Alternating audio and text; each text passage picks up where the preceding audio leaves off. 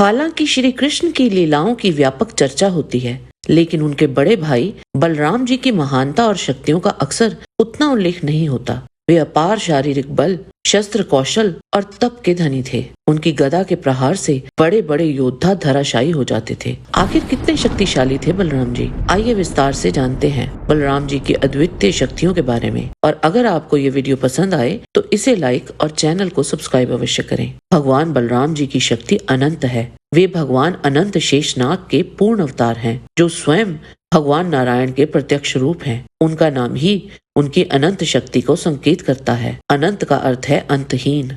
हरिवंश पुराण विष्णु पर्व अध्याय 79 के अनुसार बलराम जी ने अपने भाई श्री कृष्ण के साथ सांदीपनी आश्रम में जाकर उनसे शिक्षा ग्रहण की थी। 64 दिन और रातों में उन्होंने समस्त वेदों और वेदांगों का अध्ययन और ज्ञान प्राप्त कर लिया था। थोड़े ही समय में गुरु ने उन्हें युद्ध में प्रयोग होने वाले सभी अस्त्र शस्त्र और धनुर्वेद के चारों अंगों की शिक्षा दे दी। उनकी अलौकिक बुद्धिमत्ता को देखकर गुरु सांदीपनी ने सोचा कि मानो स्वयं चंद्रमा और सूर्य देव वहां उपस्थित हो गए हों।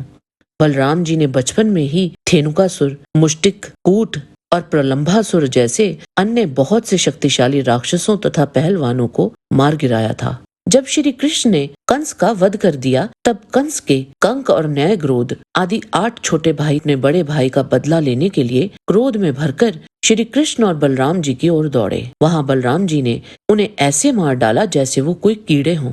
बलराम जी को हला युद्ध और हलधर भी कहा जाता है, क्योंकि उनका प्रिय अस्त्र हल था और उस हल का नाम संवर्तक था। बलराम जी ने अपने हल का कई बार उपयोग किया था। इसके 2 प्रमुख उदाहरण हैं। पहला, भागवत पुराण स्कंद 10 के अध्याय 67 के अनुसार जब दुर्योधन ने अपनी बेटी लक्ष्मणा और श्री कृष्ण के पुत्र सांब के प्रेम को अस्वीकार कर दिया था और सांब को बंदी बना लिया था, तब बलराम जी ने तुरंत हस्तिनापुर की ओर प्रस्थान किया और विनम्रता से कौरवों से आग्रह किया कि सांब को छोड़ दिया जाए और लक्ष्मणा को उनके साथ जाने की अनुमति दे दी जाए। लेकिन कौरवों ने न केवल इस प्रस्ताव को ठुकराया, बल्कि बलराम जी का अपमान भी किया। क्रोधित होकर बलराम जी ने बिना किसी चेतावनी के अपना हल हस्तिनापुर की भूमि में गाड़ दिया और पूरी नगरी को गंगा की ओर खींचना आरंभ कर दिया। वे हस्तिनापुर को गंगा में डुबो देना चाहते थे। बलराम जी की इस शक्ति को देखकर हस्तिनापुर में हाहाकार मच गया और भयभीत कौरवों ने क्षमा याचना करते हुए बलराम जी की सभी शर्तें मान ली। दूसरा उदाहरण भागवत पुराण स्कंद 10 अध्याय 65 में मिलता है। इसके अनुसार एक बार जब बलराम जी अपनी पत्नी रेवती और गोपियों के साथ यमुना नदी के तट पर गए, तब उन्होंने यमुना से अपनी ओर आने को कहा ताकि वह जल क्रीड़ा कर सकें, लेकिन यमुना ने उनके आदेश की अवहेलना कर दी। क्रोधित होकर बलराम जी ने अपना हल उठाया और यमुना नदी को खींचना शुरू कर दिया। तब भयभीत होकर यमुना जी ने क्षमा मांगी और उसे बलराम जी की आज्ञा का पालन करना ही पड़ा। हल के अतिरिक्त बलराम जी के पास सौनंद नामक गदा और रौद्र नामक भगवान शिव का एक धनुष भी था। कुरुक्षेत्र युद्ध से पहले इस धनुष को उन्होंने अभिमन्यु को दे दिया था।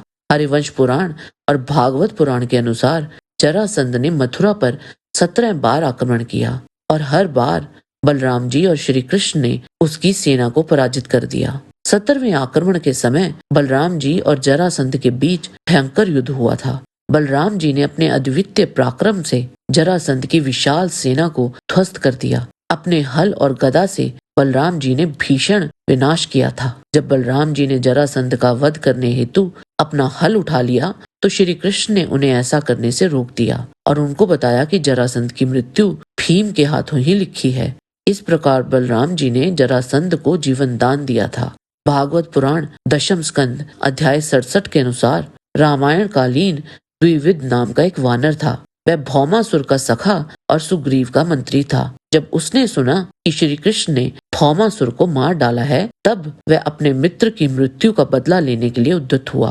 द्विविद वानर में 10,000 हाथियों का बल था। जब वह वानर बलराम जी की अवहेलना करने लगा, तो बलराम जी उसकी ये चेष्टा देखकर क्रोधित हो गए। द्विविद ने बड़ी बड़ी चट्टानों वृक्षों को बलराम जी की ओर चलाया, परंतु बलराम जी ने अपने मूसल से उन सभी चट्टानों को खेल खेल में ही चकनाचूर कर दिया। तदंतर बलराम जी ने क्रुद्ध होकर दोनों हाथों से उसकी हंसली पर प्रहार किया। इससे वह वानर खून उगलता हुआ धरती पर गिर पड़ा।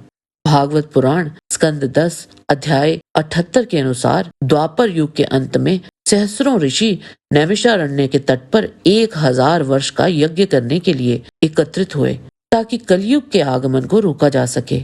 उन्होंने अपने नेता के रूप में व्यास देव के प्रमुख शिष्य रोमहर्षण को नियुक्त किया। जब भगवान बलराम सभा में पहुंचे तो वहां उपस्थित सभी लोग उन्हें परमेश्वर के रूप में समझते हुए उनके सम्मान में उठकर खड़े हो गए। लेकिन रोमहर्षण अपने नेता होने के पद पर अभिमान कर रहे थे और खड़े नहीं हुए। बलराम जी समझ गए कि भले ही रोमहर्षण वेदांत के विशेषज्ञ थे, लेकिन वे इन शिक्षाओं का वास्तविक ज्ञान प्राप्त नहीं कर पाए थे। उन्हें इस यज्ञ का नेतृत्व करने के लिए अयोग्य मानते हुए बलराम जी ने कुशा की एक नोक से उन्हें स्पर्श किया, जिससे उनकी मृत्यु हो गई।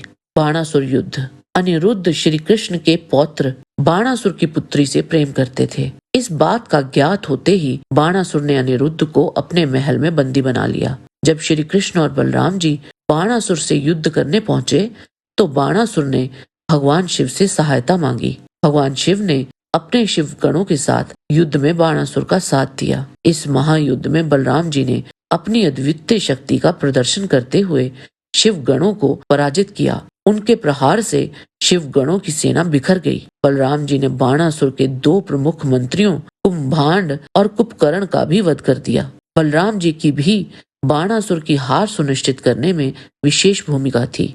यमराज से युद्ध। स्कंद पुराण अवंत्य खंड अध्याय 288 के अनुसार एक समय बलराम जी और यमराज का युद्ध छिड़ गया। बहुत समय तक युद्ध चलने पर अंततः यम ने बलराम जी पर अमोघ अस्त्र काल दंड का प्रहार किया। उस जलते हुए काल दंड को आते देख बलराम जी ने उसे लीला पूर्वक पकड़ लिया और पुनः उसे यमराज जी पर ही चलाने का विचार किया। इतने में ही ब्रह्मा जी वहां आए और बलराम जी से बोले, चराचर जगत को धारण करने वाले वीरवर बलभद्र जी, आप इस कालास्त्र को यमराज के ऊपर ना छोड़िए। इस संसार में आपकी समानता करने वाला कोई नहीं है। संपूर्ण विश्व का पालन करने वाले भगवान विष्णु को भी आप सदा अपनी गोद में धारण करते हैं। भला आपके समान दूसरा कौन है जो संपूर्ण जगत का भार वहन करने में समर्थ हो। मल युद्ध में उन्होंने भीम को पराजित कर दिया था। इससे भीम इतने प्रभावित हो गए कि उन्होंने बलराम जी से उन्हें अपना शिष्य बनाने का अनुरोध किया। बलराम जी ने भी उन्हें अपना शिष्य बना लिया। दुर्योधन ने भी गदा चलाने की शिक्षा बलराम जी से ही ग्रहण की थी। हरिवंश पुराण के अनुसार भगवान श्री कृष्ण बलराम जी की महिमा का वर्णन करते हुए कहते हैं कि बलराम जी सृष्टि के विनाश के बाद भी शेष रहते हैं और वे शेषनाग के रूप में संसार का आधार हैं। उनका सिर आकाश, शरीर जल और धैर्य पृथ्वी है। वे अनंत और अपरिमेय हैं। वे 1000 मुखों और भुजाओं वाले अनंत, अपरिमेय और अदृश्य हैं, जिनका वास्तविक रूप देवताओं के लिए भी अज्ञात है। श्री कृष्ण कहते हैं कि वे और बलराम जी एक ही शक्ति के 2 रूप हैं जो पृथ्वी के कल्याण के लिए प्रकट हुए हैं। जय श्री कृष्ण। आज की वीडियो में बस इतना ही। आशा करते हैं कि आपको हमारा ये वीडियो पसंद आया होगा। कृपया इसे लाइक और शेयर अवश्य करें। किसी भी प्रकार की त्रुटि के लिए आप सबसे क्षमा याचना करते हुए आपसे निवेदन है कि प्रेम पूर्वक परमपिता परमात्मा को मन में धारण करें और बोलें, वैदिक सनातन धर्म की सदा ही जय।